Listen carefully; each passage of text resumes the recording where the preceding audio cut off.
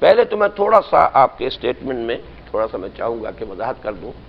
کہ میرے نزدیک تحریک پاکستان کے ساتھ بھی بہت سے علماء تھے لیکن وہ لیڈنگ رول میں نہیں تھے،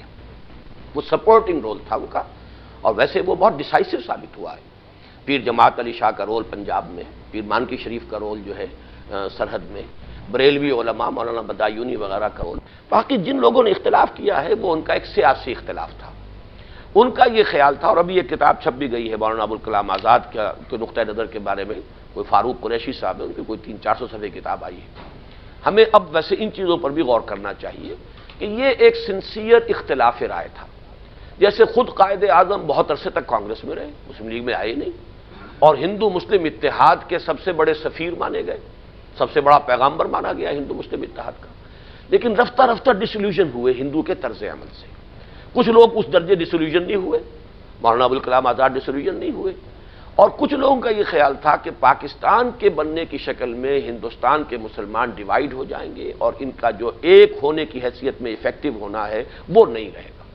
تو اس میں ہمیں سمجھنا چاہیے کہ یہ آنےسٹ اور سنسیریٹی پر مبنی ایک ڈفرنس آف اوپینین تھا، اس سے زیادہ کی جو ہے میری اپنی رائے ان کے خلاف ہے۔ میں یہ سمجھتا ہوں کہ ہندو کی ذہنیت کو وہ صحیح طور پہ سمجھ نہیں پائے، حالات کا صحیح اندازہ انہوں نے نہیں کیا، صحیح اندازہ یہی تھا اور اس کو عام مسلمان محسوس کر رہا تھا، اسی لیے پھر تحریک پاکستان کی طرف لوگ لپکے ہیں۔ خود احساس ہوتا ہے تبھی نا، وہ احساس تھا کہ ہندو کا جذبات کیا ہے، اس میں انتقامی جذبہ ہے۔ جیسے کہ اندرا گاندھی جیسی عورت، حالانکہ وہ کوئی مذہبی عورت نہیں، مذہبی خاندان نہیں، پنڈت موتی لال کی پوتی اور جواہر لال کی بیٹی،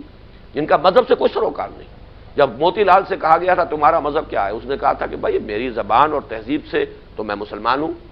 اردو بولتا ہوں، میری ساری تہذیب مسلمانوں کی ہے، مذہبی اعتبار سے میں ہندو ہوں، باقی جو اپنا رہن سہن ہے میں انگریز ہوں، میں تو ویسٹرن ہوں۔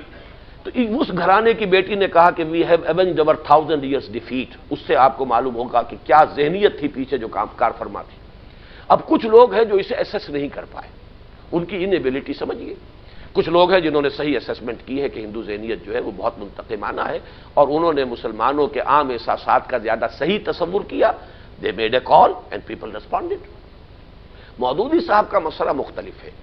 انہیں نہ تو اس طریقے سے مخالف پاکستان کہا جا سکتا ہے جیسے کہ مولانا مدنی تھے یا مولانا ابوالکلام آزاد تھے، نہ ہی وہ موافق تھے، ایک درجے میں وہ موافق رہے، یعنی متحدہ قومیت کے خلاف انہوں نے شدید تنقیدیں کی، اور اس وقت وہ مسلم لیگ کے حلقوں میں بہت پاپولر ہو گئے تھے، ان کی کتابیں مسئلہ قومیت اور یہ سیاسی کشمکش حصہ اول جو ہے بہت شائع کی ہے مسلم لیگ نے، ان کو پھیلایا ہے۔ پھر انہوں نے اختلاف کیا یہاں پر کہ یہ جو خالص قومی تحریک ہے اس کے نتیجے میں اسلامی ریاست قائم نہیں ہوگی، اس لیے کہ اب تو لوگ جو ہے وہ بس صرف مسلمان نام رکھنے والے لوگ ہی وہاں پر قیادت میں بھی فائز ہوتے چلے جا رہے ہیں۔ تو جب تک کہ ایک ایسی جماعت نہ بنائی جائے جس میں پریکٹسنگ مسلمز ہوں، جو اسلام لانا چاہتے ہیں تو پہلے خود تو مسلمان بنے، یہ ان کا اختلاف تھا۔ اس میں انہوں نے شدت اختیار کی ہے، میری بھی ان پر یہ تنقید ہے کہ انہیں صرف یہ کہنا چاہیے تھا کہ ہم کام کرنا چاہتے ہیں اس نہج پر، باقی مسلمانوں کا کہ بہبود جو ہے ایک نیشنل لیول پر اس کے لیے مسلم لیگ جو کام کر رہی ہے کرے۔